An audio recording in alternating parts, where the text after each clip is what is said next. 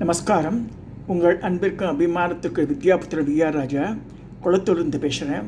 இது என்னுடைய 189வது வீடியோ. இது தசமகாப்தியால் நேற்று காளி பார்த்தோம். காளி படங்கள் காமிக்கல, அதனால் இன்னைக்கு காமிச்சிடறேன் அந்த படத்தை. தாராவை ரெண்டாவது தசமகாப்தியால் ரெண்டாவது வித்யாவது தாராவும் காளியும் வெவ்வேறு இல்லைன்னு சொல்லிருக்கு. இது ஸ்ரீசக்கரத்தினுடைய 18வது பிரகாரம் தனியாக ஒன்று இருக்குது. அந்த பிட்வீன் 18 and 19 இவா வசிக்கிறான்னு சொல்லிட்டு வருது. அதை நம்ம பின்னாடி பார்க்கலாம். இப்போ படங்களை காமிச்சிடுறேன். இது காளி. நேற்று படத்தை காமிக்கல நான். இது முதல்ல காளி வித்தை பார்த்துருக்கோம். இதுவும் காளி தான். இதுலேருந்து தாரா ஆரம்பம்.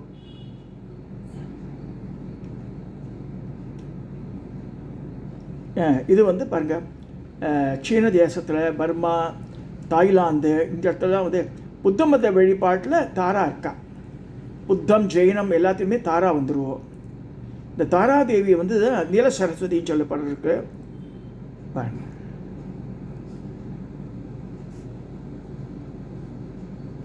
கிட்டத்தட்ட காளியாடம் தான் இருப்போம். இந்த முண்டா மாலை எது குடிக்கிறதுனா, இந்த 51 அக்ஷரங்கள், அகாராந்த ஷகாராந்தன்ற 51 பீஜாட்சரங்களை குறிக்கிறது தான் அந்த முண்ட மாலை. முண்டானுங்க மண்டை ஓட்டு மாலைன்னு மட்டும் நீங்கள் அடிச்சுக்கூடாது. ஸோ அந்த முண்ட மாலை எதுக்கு போட்டிருக்காங்கன்னா 51 பீஜாட்சரங்களும் அதில் அடங்கியிருக்குன்னு சொல்லப்படுறது. இந்த தாராதேவி சொல்லும்போது முக்கியமான ஒரு கதை ஒன்று சொல்லப்படுறது. அதாவதாக தாராதேவி வாக்கு சித்திக்கு அதிபதி தாராது. மந்திரம் சொல்லும்போது ஓம் த்ரீம் ஹ்ராம் ஹ்ரூம் நமஸ்தாராயே மகாதாராயே சகல துஸ்தரான் தரதர ஸ்வாகான்னு முடிகிறது. நிறைய மந்திரங்கள் இருக்கு. இதில் இப்போ 8 தாரா பேதங்கள் இருக்குன்னு சொல்லியிருக்கு. தாரா, உக்கர தாரா, மகோக்கர தாரா, வஜ்ர தாரா, காளி தாரா, சரஸ்வதி தாரா, காமேஸ்வரி தாரா, சாமுண்டா தாரா என 8 பேதங்கள் குறிப்பிடப்படுகிறது. இவர் ரகசிய நாமங்கள் 30ன்னு சொல்லியிருக்கு. தாரிணி, தரளா, தாரா, திரிரூபா, தரணி ரூப, சத்து ரூப, மகாசாக்தி, சர்வ சஞ்சன பாலிக, ரமணீய, ரஜோரூப, ஜெகத் சிருஷ்டிகரி, பரா, தமோரூப, மகாமாய, கோரரூப, பயானக, காலரூப, காளிகாக்கிய, ஜெகத் விம்சகாரிக, தத்வஜானபிரப, ஆனந்த, தத்வஜானப்பிரத, அனக, ரக்தாங்கி, ரக்தவஸ்திர, ரத்னமாலா பிரசோபித, சித்தலட்சுமி, பிரம்மச்சாரணி, பத்ரகாளி, மகாலய. இந்த 30 நாமாவளி இது இருக்குது. இது குரு பரம்பரையில் திவ்ய குருக்கள் யாருன்னா ஊர்த்வகேஷர், நீலகண்டர், விஷத்யஜர். சித்தவுக குருக்கள் வசிஷ்டர், கூர்மநாதர், மீனநாதர், மகேஸ்வரர், ஹரிநாதர். மானோக குருக்களில் தாராவதி, பானுமதி, ஜெயா, வித்யா, மகோத்ரி, சுகானந்தா, பரானந்தா, பாரிஜாதா, குலேஸ்வரி, புரூபாட்ச, பைரவி. பைரவி தான் அந்த இப்படி சொல்கிறா அதை. ஸோ இந்த மாதிரி அந்த அவ குரு பரம்பரையில் சொல்லப்பட்டிருக்கு. இந்த தாராதேவி பற்றி சொல்லும்போது 2 கதைகள் சொல்லப்படுறது. அது ஹர்ஷர் ஒரு கவி இருந்தார், காஷ்மீர தேசத்தவர். இந்த ஹர்ஷருடைய அம்மா என்ன பண்ணுற, சின்ன குழந்தை ஹர்ஷர். அப்போ அவள் அம்மா தனியாக இருக்க, அப்பா இறந்துபடுறார். இந்த குழந்தை 1 வயசு குழந்தை. தாராதேவி மந்திரம் வச்சுத்திங்கன்னா பிணத்தின் மேலே உட்காந்து ஜபம் பண்ணோன்னு இருக்குது. அது நம்ம பண்ண முடியாது. அந்த காலத்தில் அவள் என்ன பண்ணான்னா, ஹர்ஷரோட அம்மா தான் அந்த குழந்தை மார் மேலே ஏறி விளையாடிட்டு இருக்கு. தன்னை குருவாளால் குத்திட்டு செத்து போயிடுறாங்க. அம்மா செத்து போனதே தெரியாமல் அம்மா சொல் கொடுத்த மந்திரத்தை திருப்பி திருப்பி திருப்பி சொல்கிறது, தாரா மந்திரத்தை. அந்த குழந்தை பெரிய வன்மை உள்ள ஒரு பெரிய மகாகவியாக மாறிடுறா. ஹர்ஷ கவி. ஹர்ஷர் ராஜாவை பற்றி சொல்ல, ஹர்ஷர் ஒரு சக்கரவர்த்தி இருந்தார், அவரை சொல்ல நான். ஹர்ஷர்ன்ற கவி, வடநாட்டை சேர்ந்தவர். அவர் எப்படி கவியானார்னா, அம்மாவோட பாடி மேலேயே உட்காந்து சொல்லிட்டார் சின்ன குழந்தையாக இருக்கும்போது. தாரா மந்திரம் சித்திச்சதுன்னு இருக்குது. அதே மாதிரி வசிஷ்டர் பிரம்மாவோட புத்திரர். அவர் வந்து பல 6000 வருஷம் தபஸ் பண்ணுறார் தாராதேவிக்காக. தரிசனமே தரல. அப்போ பிரம்மா போய் கம்ப்ளைண்ட் பண்ணுறார், நான் இவ்வளோ வருஷம் தபஸ் பண்ணேன், எனக்கு இது தரமா. அப்போ பிரம்மா சொல்கிறார், இல்லை நீ நினைக்கிறான் பாருல, ஈஸி இல்லது, அவள் வந்து மகோன்மதமானது, பெரிய சக்தியோ.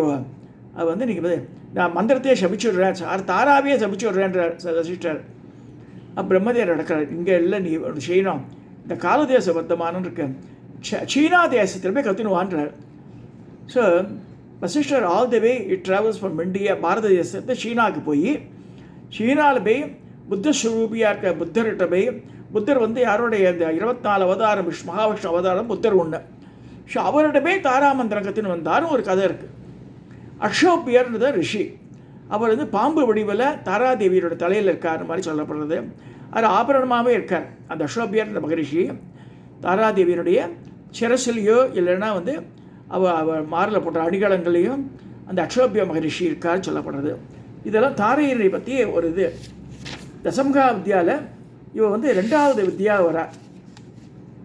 முதல் வித்யா வந்து இவ காளி, அது பத்திரகாளி சொல்லலாம், தட்சணகாளி சொல்லலாம். அடுத்ததாக ராமர் தான் தாரான்னு சொல்லியிருக்கு. ராமருடைய ஸ்திரீ வடிவம் தாரா.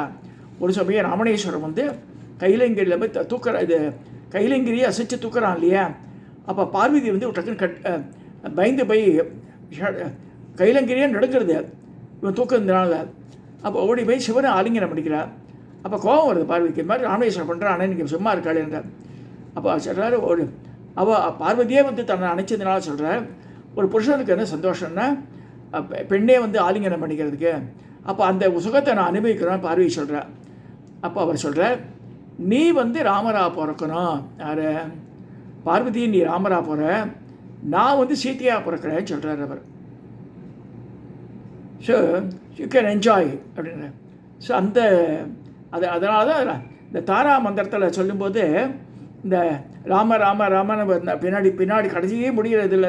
இந்த 108 நாமாவளியில் சில நாமாவளிகள் ராமரை வச்சு தான் இருக்கும் தாரா மந்திரத்தில். நான் அதை இதை இன்றைக்கி வியாழக்கிழமை தாரா பண்ண வேண்டியிருக்கோம். இந்த 2வது வித்தை இன்றைக்கி பூஜைப்பட்டது தாராதேவி வியாழக்கிழமை. இப்படிக்கு தான் நீல சரஸ்வதி பேர். அதை யாருக்காவது அப்ராடு போகணுன்னு ஆசைப்பட்ட அவள் வந்து தாரா மந்திரம் ஜபிக்கணும். ஓம் த்ரீம் THREEM ஓம் த்ரீம் ஹராம் ரூம் நமஸ்தாராயை மகாதாராயை சகல துஸ்தராம் தரதர ஸ்வாகான்னு முடியும் அது இந்த மந்திரம். இப்போ அவளுடைய இது எப்போ ஆவிர்வாகம் ஆச்சுன்னா, பராசக்தி நித்திய, அவளுக்கு ஜனனமும் கிடையாது மரணம் கிடையாது, ஆதி எந்தம் இல்லாத பராசக்தி. ஆயினும் நல்லோரையும் காக்கவும் தீயோரை அழிக்கவும் சில சமயங்களில் தேவருக்கு பிரார்த்தனை கிடங்க அவர் ஆவி பிடிக்க. எப்போ வந்து இது பண்ணானா, 2 ராத்திரி சொல்லிருக்கு. தாரா ராத்திரி இருக்கு, காலராத்திரி. தீபாவளி இன்றைக்கி ராத்திரி வருது, காலராத்திரி. தாரா ராத்திரின்றது செவ்வாய்க்கிழமை அமாவாசையும் சேர்ந்து வரணும். செவ்வாய்க்கிழமை அமாவாசை அன்று கிரகணமும் நேர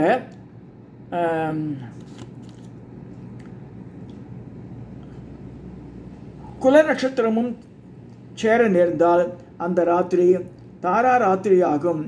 அதாவது செவ்வாய்க்கிழமை அமாவாசை அந்த கிரகணமும்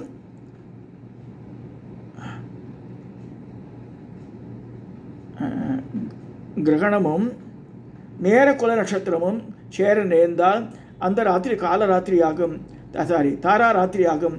அவ்வாறான புண்ணிய காலம் ஏற்படுவது துர்லபமே, ரொம்ப வெரி ரேர் தினம் என்ற. அப்படி ஒரு தினம் ஏற்பட்டு விட்டால் அது தாரா உபாசகர்களுக்கு மிகுந்த பலனை தரும் சொல்லியிருக்கு.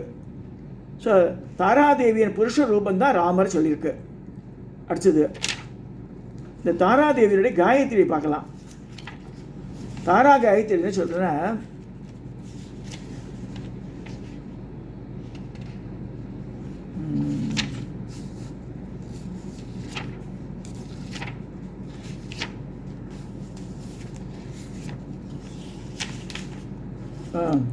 ஓம் தாராயை வித்மகே உக்கரதாராயை தீமகி தன்னோ தேவி பிரச்சோதயாத்.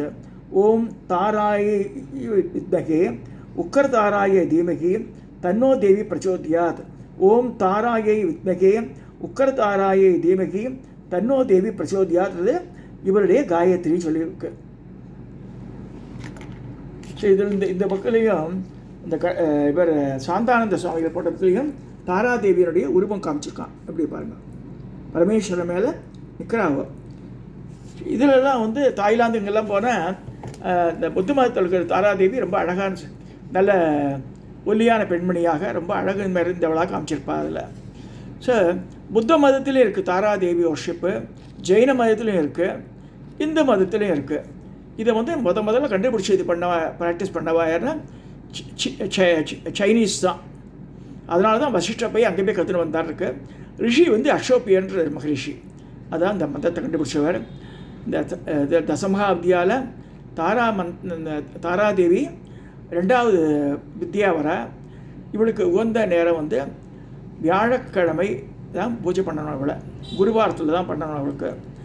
இது வந்து இவருடைய யந்திரம் வந்து காளிக்கு சொல்லும்போது இன்வெர்டர் ட்ரையாங்கிள், இது வந்து சாதாரண ட்ரையாங்கிள். இப்படி இருக்கிற ட்ரையாங்கிள் நடுவில் ஒரு வட்டம், ஒரு அதை சுற்றி ஒரு வட்டம், 8 தாமரை, இது போட்டால் போதும். இது என்றைக்கு போடணும்? வியாழக்கிழமைக்கு போடணும். ஆற்றுல கோலம், அந்த நான் எப்பயுமே தசமகாவித்யாவில் என்ன இருக்கோ அதுக்கு உண்டான கோலங்கள் தான் நான் போடுவேன் சாமிக்கு அன்னன்னைக்கு பண்ணுறது. உதாரணமாக இன்றைக்கி சனிக்கிழமை இல்லையே, சனிக்கிழமை என்ன போடுவேன்? இன்வெர்டர் ட்ரையாங்கிள் தான் போடுவேன். இன்வெர்டர் போட்டு ரவுண்டு போட்டு வெளியில் ஒரு வட்டம், 8 தாமரை போட்டு நடுவில் அக்ஷதை போட்டுருவேன், இல்லைன்னா மஞ்சப்பொடி போடலாம், நடுவில் குங்குமம் போட்டுருக்கணும். இந்த மாதிரி பூஜா கிரகத்தில் பண்ணும்போது அது தனி பவர் வந்துடும். அந்த தேவியே ஆவிர்வகிச்சிருவோம் அதில், அந்த கோலத்தில். இதெல்லாம் கோலம் மாவு யூஸ் பண்ணக்கூடாது, அரிசி மாவு தான் போடணும். ஆற்று வாசல்லே அரிசி மாவு தான் போடுவோம். காற்றுல கோலம் மாவு வாங்குறதே கிடையாது. நாங்களாம் பல வருஷம் 40 வருஷமாக எங்கள் காற்றுல பழக்கமே கிடையாது. இது யாராவது ரங்கோலி போட்டால் அன்றைக்கி வந்து பசங்க ஏதாவது இந்த விசேஷ நாளில் பொங்கலுக்குங்களுக்கெல்லாம் டெக்கரேட்டிவாக பண்ணுவோம், அன்றைக்கி தான் பண்ணுவோம். தவிர பூஜை ரூமு வெளியில் குருவிகள்லாம் சாப்பிடும். அதுக்காக பர்பஸ் அப்படி தட் இந்த சகல ஜீவராஜிகள் சாப்பிட்ணும், எறும்பு சாப்பிட்ணும், குருவிகள் சாப்பிடும், காக்கா சாப்பிடும், அதுக்காக பண்ணுறது. ஸோ நம்ம வந்து 2வது வித்தியை பார்த்துருக்கோம். இது தாரா வித்தை. இது வந்து 2வது வர. இவளுக்கு தான் நீல சரஸ்வதி.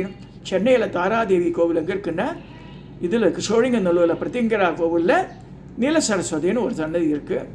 டைம் பார்க்க வேண்டியது, கையில் கத்திரிக்கோலை செட்டு போவோம். அதை ஏன் சொல்கிறேன்.